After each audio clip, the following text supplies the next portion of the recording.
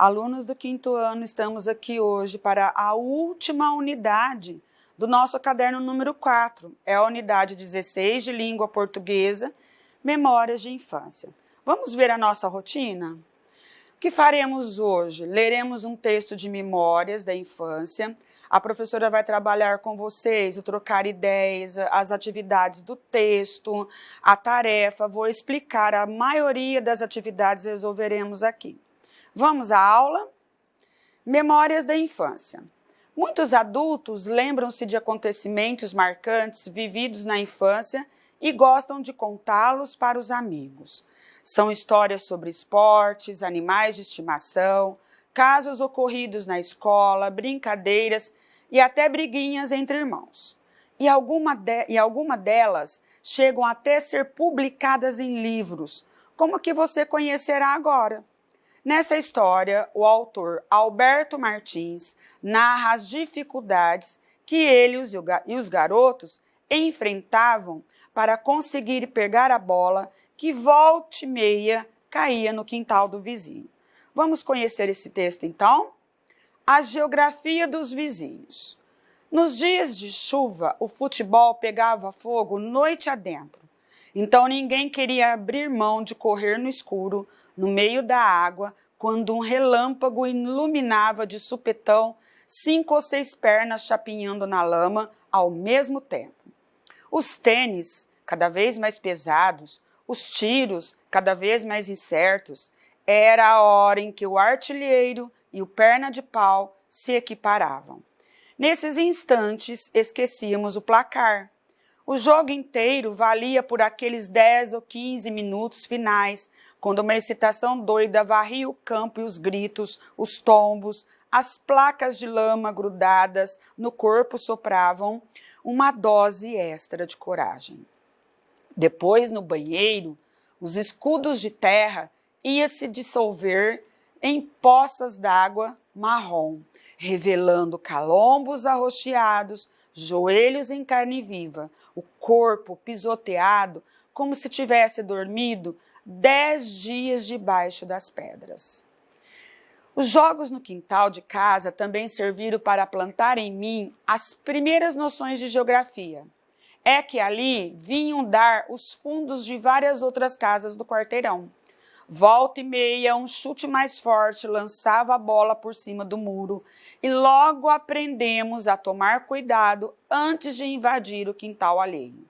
Por questão de sobrevivência, ficamos craques em relacionar as caras e as cuecas, isto é, as fachadas que só conhecíamos do lado de fora, vistas da rua, e os fundos que avistávamos por cima do muro. A minha experiência me diz que um belo fundo de quintal vale mais que muitas fachadas. É no quintal que se revela a verdadeira personalidade do seu vizinho.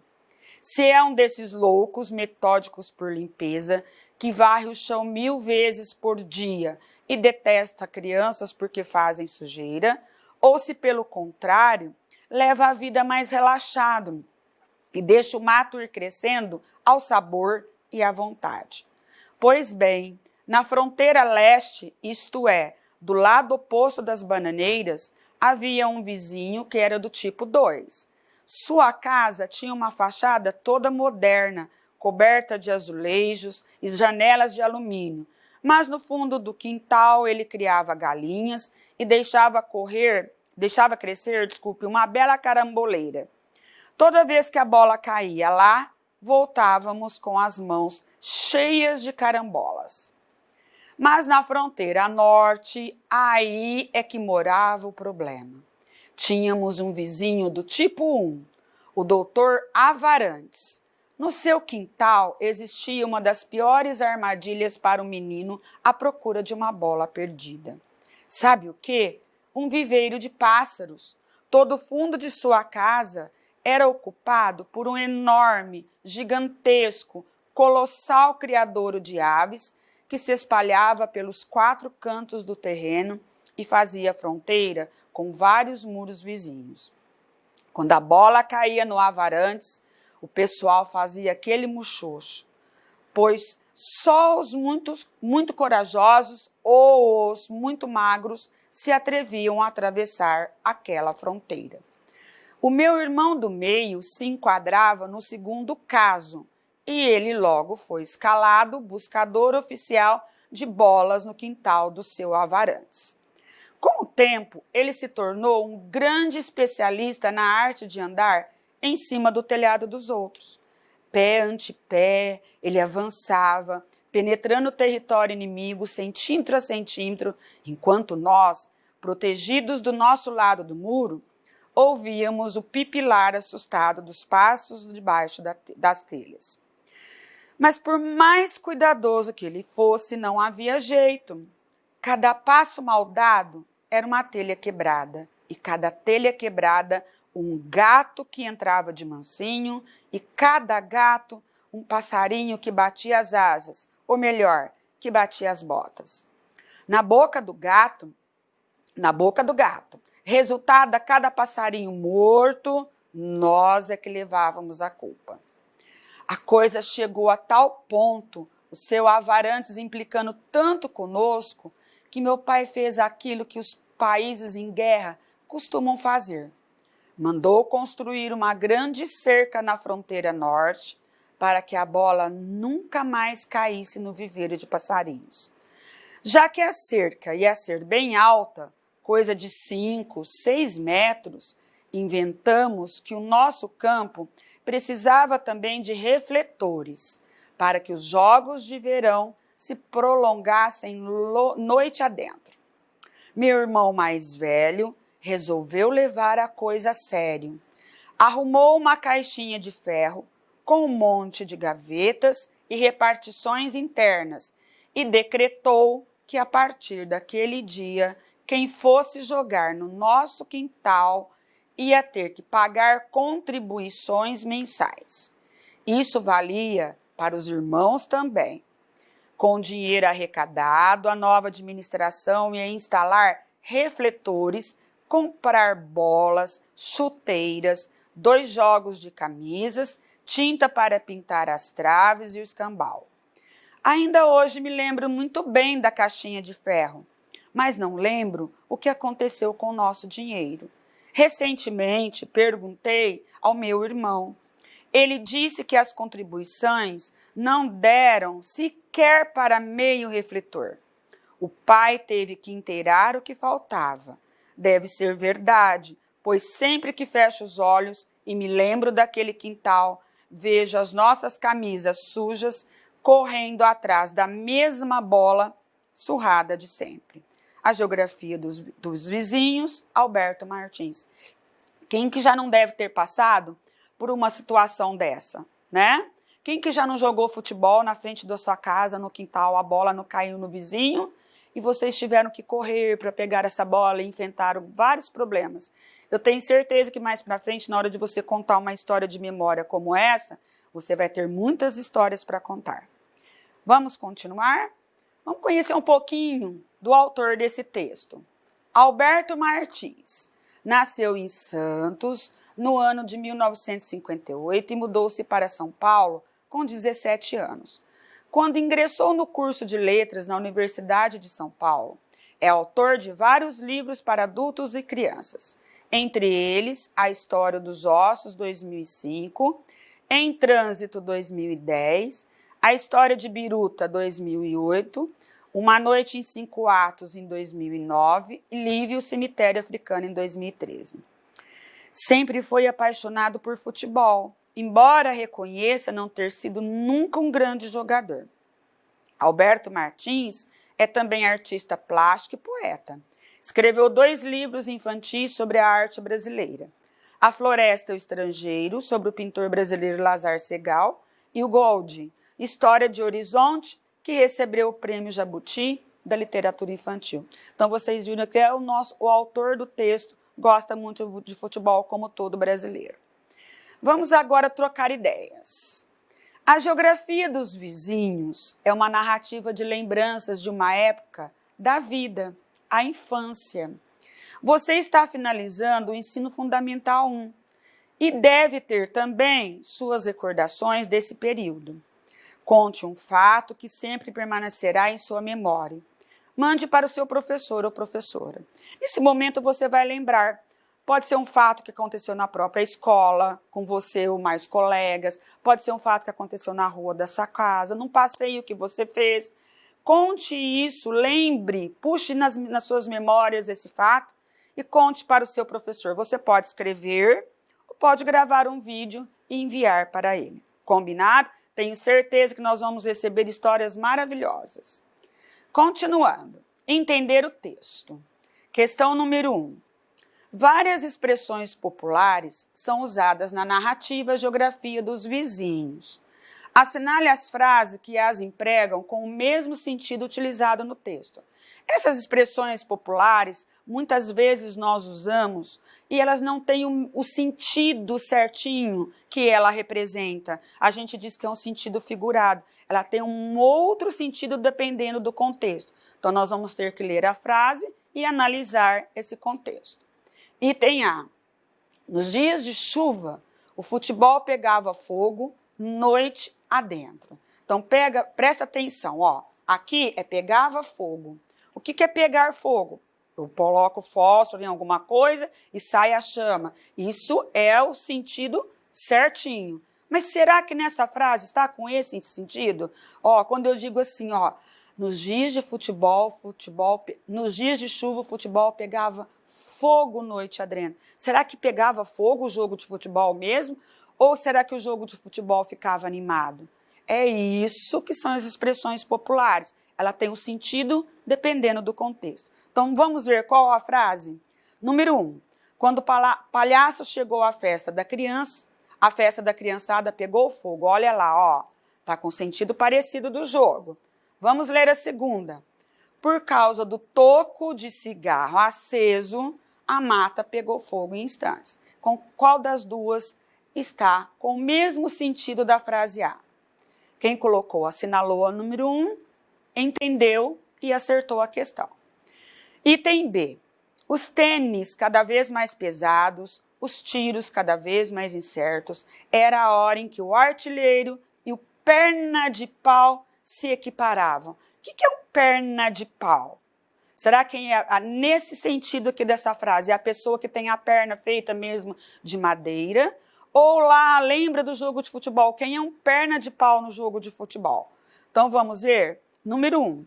O Capitão Gancho, personagem da história de Peter Pan, possui uma perna de pau. Ou a 2. Embora fosse perna de pau, o adversário temia meu pontapé poderoso. E aí? Se você assinalou o número 2, você acertou. Continuando, item C. Pé ante pé, ele avançava penetrando o território inimigo, centímetro a centímetro. Pé ante pé. Quando eu digo essa expressão, não no sentido verdadeiro dela, mas o que ela está querendo dizer num outro contexto, de uma outra maneira. Então vamos ver. A dançarina colocou pé ante pé para executar o passo da dança.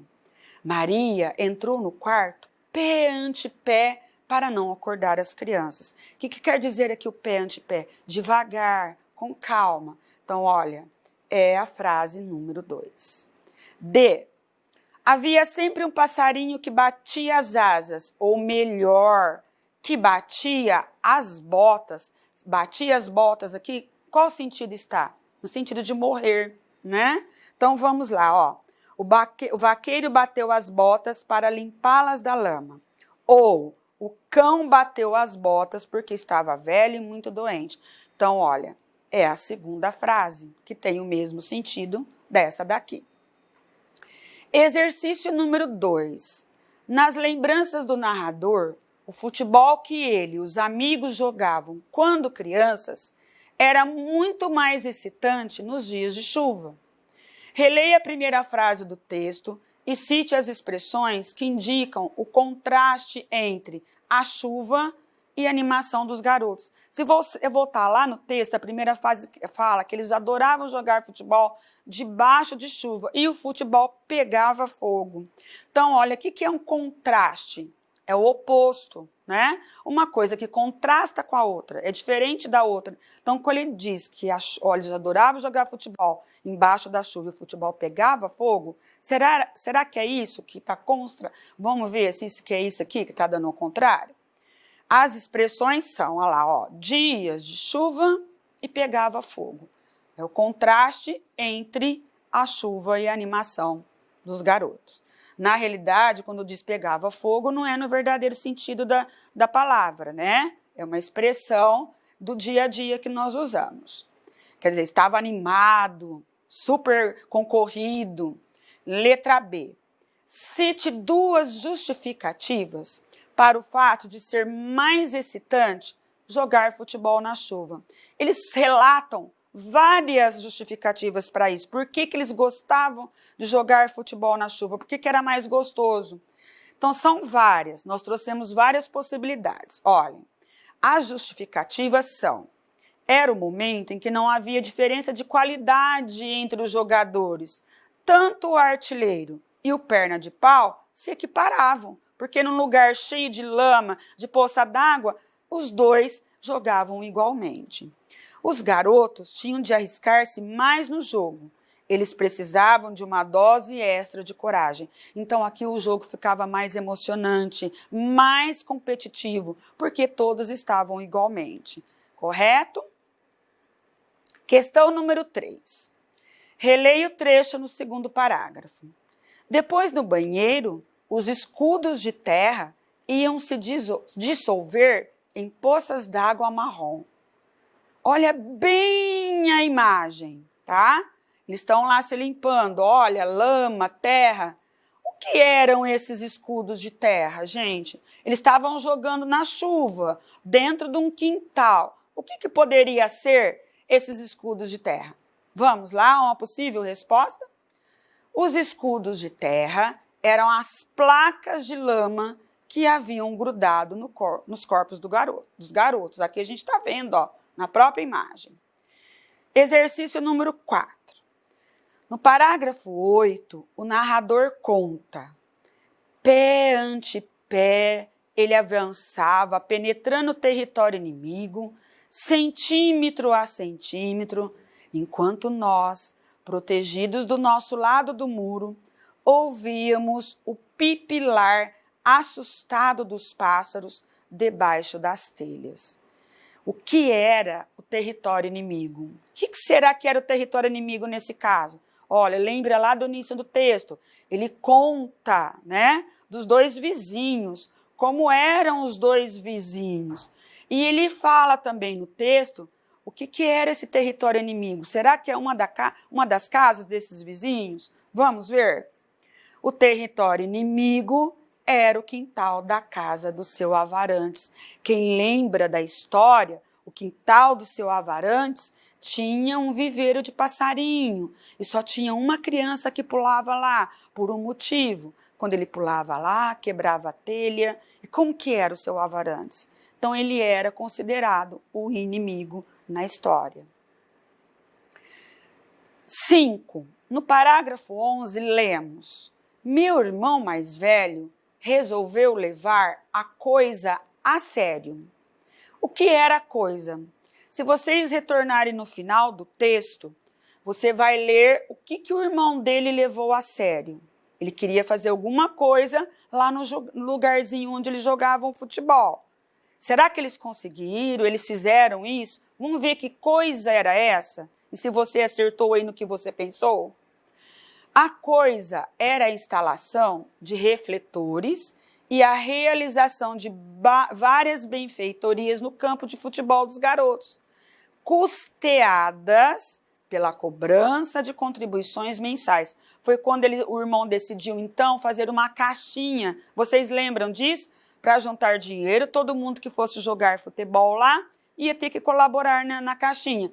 E além dos refletores, eles pensavam em comprar mais bolas, eles pensaram em comprar mais jogos de camisa, tinta para pintar a trave. Mas será que deu isso tudo certo? Vocês lembram disso? Então vamos lá para a questão 6. Ó. Porque o título da narrativa é Geografia dos Vizinhos. Por que será? No início do texto, ele fala assim, ó, vizinho ao leste, vizinho do outro lado, vizinho ao norte, o vizinho de outra fronteira. Aí ele fala que depois que o pai dele instalou grades, como entre países que estão em guerra. Então, por que que ele usou a geografia dos vizinhos? Vamos ver o porquê? O título é A Geografia dos Vizinhos, porque o narrador passou a distinguir o quintal em que a bola poderia cair e a posição geográfica em que esse local se encontrava em relação ao campo de futebol. Continuando. Questão 7. Observe os verbos da narrativa. Qual é o tempo mais utilizado? Justifique. Olha, é um texto de memória, ele está contando coisas que já aconteceu com ele. Então, vamos lá? O tempo mais utilizado é o passado, pretérito, pois se trata de um texto de memórias. 8. Depois de conhecer a narrativa de memórias, a geografia dos vizinhos, conclua. Qual é a finalidade dessas narrativas? Por que que nós contamos essas histórias? Por que elas existem? Relatar fatos por meio de lembranças pessoais ou reviver uma época por meio de recordações pessoais. E é muito bom a gente escutar esse tipo de história, não é mesmo? 9. No último parágrafo, o autor faz referência ao tempo presente e ao passado. Que advérbio indica o tempo presente? Então, vamos lá, ó. O advérbio hoje indica o tempo presente. Qual verbo indica que se trata de uma narrativa de memórias? O verbo lembrar indica que se trata de um texto de memórias. 10. Quando o narrador é personagem, ele usa pronomes e verbos que indicam a primeira pessoa. Ela pode estar no singular, como eu lembro, minha experiência e em mim, ou no plural. Nós ouvimos, nosso quintal, nossas camisas. E conosco. Por que as narrativas de memória, o narrador usa a primeira pessoa? Por que será? Será que ele está contando a própria história? Vamos ver? Ele usa a primeira pessoa porque se apresenta como eu e narra o que viveu. É hora da tarefa. Vamos lá? Novamente, você terá que fazer as respostas no seu caderno. Caprichem na hora de enviar. As palavras e expressões destacadas foram extraídas do texto A Geografia dos Vizinhos. Deu o significado de cada uma. Lembre-se de que o sentido das palavras depende do contexto. Primeiro parágrafo. Então, ninguém queria abrir mão de correr no escuro no meio da água. Abrir mão. Olha, nós já trouxemos. Quer dizer desistir, ceder, abandonar. Letra B. No primeiro parágrafo, uma excitação doida varria o campo e os gritos, os tombos, as placas de lamas grudadas no corpo sopravam uma dose extra de coragem. O que sopravam aqui? Davam, traziam, atribuíam. Nós deixamos os itens C e D para vocês fazerem sozinhos. 2. Releia o texto A Geografia dos Vizinhos e relembre que o narrador classificava os vizinhos em 2 tipos. Quais eram esses tipos? Se voltar lá no parágrafo número 4, você vai conseguir descobrir essa resposta. 3. Naquele mesmo texto, o narrador revela que houve um plano de instalar refletores no quintal, onde ele e os amigos jogavam bola. O que foi feito para concretizar essa ideia? Volte no texto, tá? Leia novamente a parte mais final do texto, que vocês vão saber o que eles fizeram para concretizar, para realizar essa ideia. Terminamos nossa aula de hoje. Nós lemos o texto, a professora fez a maioria dos exercícios, ficaram poucos para vocês resolverem. Caprichem, é a nossa última unidade de língua portuguesa. Até a nossa próxima aula.